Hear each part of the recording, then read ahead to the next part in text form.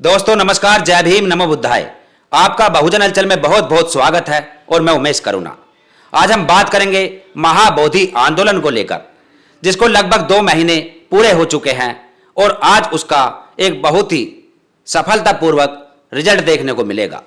हम आपको बता दें कि महाबोधि आंदोलन को जो लीड कर रहे हैं, जो उसके मार्गदर्शक है भंते विनय आचार्य, कि जिन्होंने 12 मई को एक बड़ा आह्वान कर दिया है कि 12 मई को बुद्ध पूर्णिमा के दिन महाबोधि आंदोलन में लगभग 12 लाख लोग इकट्ठा होंगे, जो कि देश के कोने कोने से वहां पर पहुंचेंगे। हम आपको बता दें कि भंते विनय आचार्य जो कि एक पदयात्रा निकाले हुए हैं, जिसमें कि उत्तर प्रदेश के तमाम जिलों में वह भ्रमण कर रहे हैं, जिसमें कि भी गाजियाबाद, मेरठ, मुरादाबाद, अन्य जिलों में वह पहुंचे और अभी हाल फिलहाल में मेरठ में आए थे, जिनका लोगों ने बहुत ही बढ़ चढ़कर योगदान दिया तन मन धन से। तो यह जो कि हम आपको बताएं कि बुद्ध, जिसके बारे में कहीं चर्चा बहुत कम होती थी और आज प्रचार प्रसार बहुत तेजी से हो चुका है, जिसको कोई चैनल नहीं दिखाते थे और आज उस महाबोधि आंदोलन को सभी चैनल दिखाने लगे हैं। खास तौर पर यदि हम बात करें यूट्यूब चैनल, जिनमें कि बहुजन यूट्यूब चैनल जो कि हजारों की संख्या में है, और सभी पर महाबोधि आंदोलन का आज प्रचार प्रसार होने लगा है। यानी जिसको ज़्यादा दबाया जाता है वह उठता है। कब तक दबाओगे? जब जब दबाओगे, जब जब वह उठेगा। यानी बुद्ध वह जो कि भारत के कण कण में है, जो कि विश्व के कण कण में है, और आज उसको पतन की ओर ले जाया जा रहा था, उसको दफन करने की कोशिशें, साजिशें रची जा रही थी। लेकिन आज जो कि आंदोलन एक बड़ा रूप लेता दिख रहा है, और उसी को देखते हुए बिहार के अंदर सरगर्मियां बहुत तेजी से है। बिहार की सड़कों पर आज भी वहां बौद्ध भिक्खु व बुद्ध के अनुयायी जो कि उपस्थित है और उस आंदोलन का हिस्सा बने हुए हैं। आप देख सकते हैं कि भंते विनय आचार्य जो कि अपनी बात के माध्यम से समाज को किस प्रकार जागरूक कर रहे हैं और महाबोधि आंदोलन में बोध गया यानी बिहार की धरती पर उसको ब्राह्मणों के कब्जे से आज़ाद कराना चाहते हैं। जो बोधि टेम्पल है, जो कि ब्राह्मणों का कब्जा है, जिस पर लगभग देश आज़ाद से पहले से ही ब्राह्मणों का कब्जा है, लगभग 3 पीढ़ी हो चुकी है, जो कि उसका खा रही है।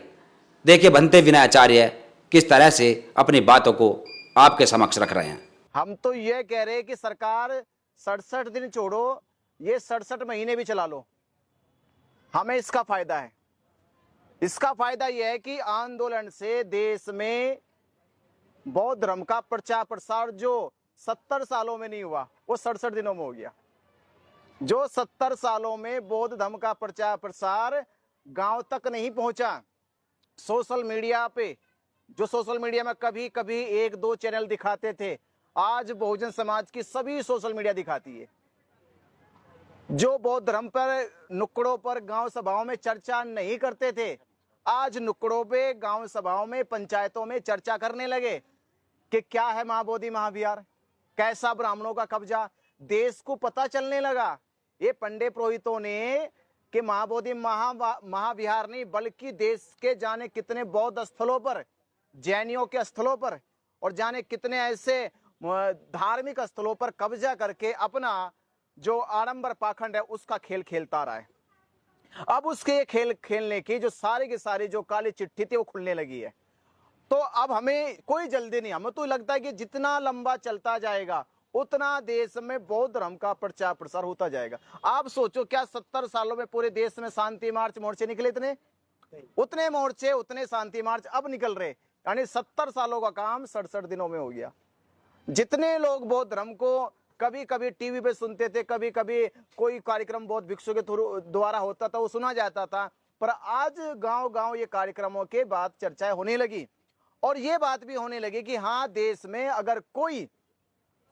अगर पूरे देश पर आडंबर पाखंड का खेल खेलने वाला है और लोगों को भ्रमित और लड़ाने वाला अगर कोई है तो वो पंडित पुरोहित है। तो आज देश का बौद्ध समाज भी, मैं ये कहूंगा कि जो बौद्ध समाज अपने आप को अल्पसंख्यक मानकर जीता था, अल्पसंख्यक, आज उसके सामने भी ये बात सच्चाई निकल कर आ गई कि भारत का बौद्ध अल्पसंख्यक नहीं है।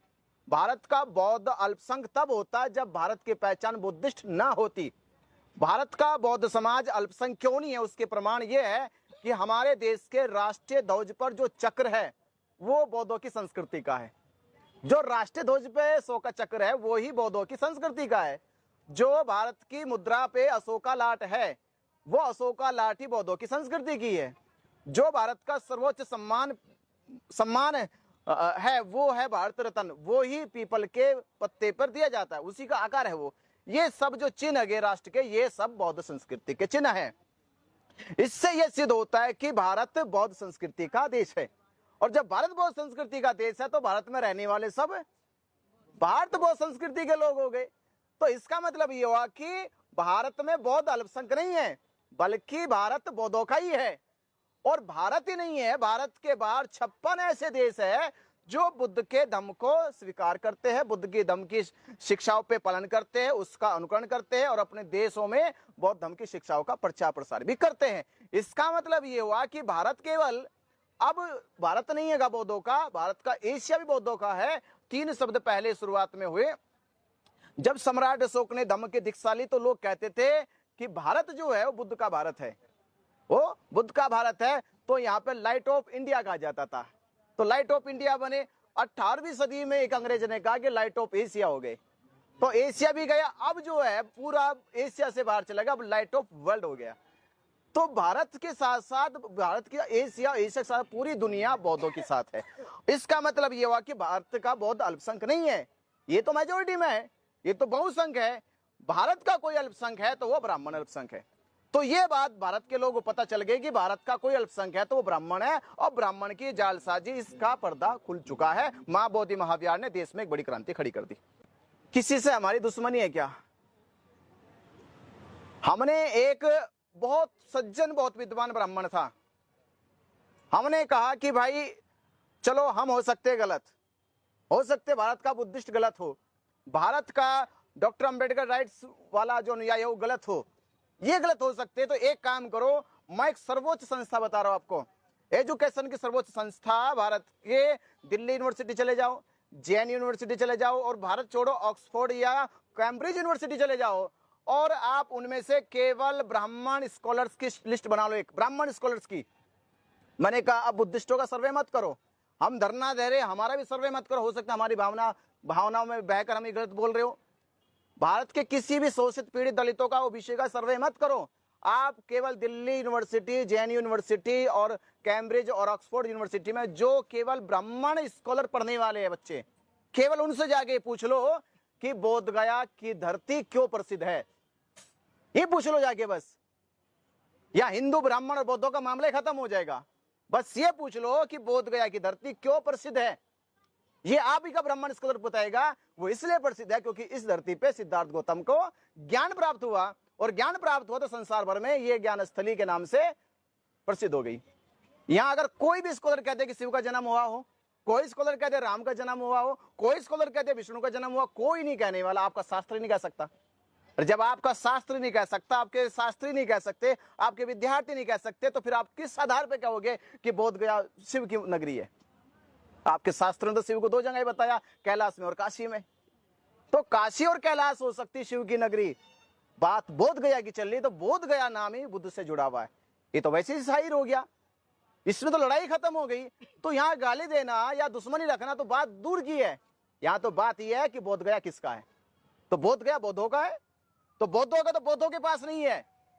सवाल तो यह है, बोध गया बौद्धों का है तो बौद्धों के पास क्यों नहीं है? तो वो पूछा किसके पास है? मगर पूछो, पता करो किसके पास है। यहां पर 135 साल से पंडे ने कब्जा कर रखा है। अब लोगों ने प्रचार करा कि पंडे की जमीन है। हमने कहा पंडे की जमीन किसकी है? पंडा बुद्ध से पहले आया क्या? पंडा यहां पर अशोक सम्राट से पहले आया क्या? पंडा यहां हर्षवर्धन से पहले आया क्या? अब अंतरराष्ट्रीय मुद्दे को वो अंतरराष्ट्रीय षड्यंत्र कह रहे, हम कह रहे अंतरराष्ट्रीय षड्यंत्र तब होता अगर ये बात कोई कॉर्नर में की जा रही हो।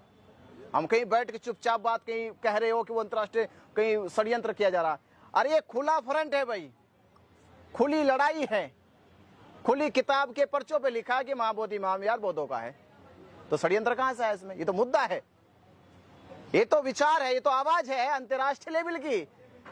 कि अंतरराष्ट्रीय लेवल के बौद्ध समाज कह रहे हैं कि महाबोधि महाविहार पंडित पुरोहितों से मुक्त होना चाहिए और बीटी एक्ट रद्द होना चाहिए। यह अंतरराष्ट्रीय मुद्दा है, इसलिए भगाया जा रहा है उनको। विष्णु के अवतार राम है तो देश में रामायण पढ़ाई गई ना, पढ़ाई गई ना रामायण। विष्णु के अवतार कृष्ण है तो गीता पढ़ाई गई ना। मैं तो स्वीकार करता हूं कि बुद्ध को जब विष्णु का अवतार कहते त्रिपिटक क्यों नहीं पढ़ाते? फिर त्रिपिटक पढ़ाओ। जब आपने रामायण पढ़ाई राम के नाम पे, जब गीता पढ़ाई कृष्ण के नाम पे, वो भी तो अवतार ही बता रहे थे। और अवतार आपने बुद्ध को बताया तो खाली डिब्बा क्या कहे? अरे त्रिपिटक तो पढ़ाओ, पंचशील पढ़ाओ, 4 आर्य सत्य पढ़ाओ, आर्य अष्टांगिक मार्ग पढ़ाओ, प्रत्यक्ष समुत्पाद पढ़ाओ, बुद्ध की वो देशना पढ़ाओ जब बुद्ध ने कहा संसार अनात्मावादी है, संसार अनित्यवादी है, संसार का कोई ईश्वर नहीं है, संसार का कोई परमात्मा नहीं है, संसार किसी का आदि नहीं, वो अनादि है।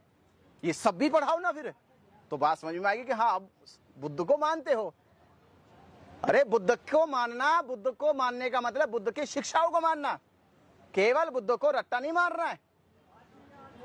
आपने बुद्ध की एक शिक्षा पढ़ाई नहीं और कहने लगे बुद्ध विष्णु के अवतार है, तो ये तो सरासर अन्याय है, ये तो सरासर देश के लोगों के साथ धोखा है।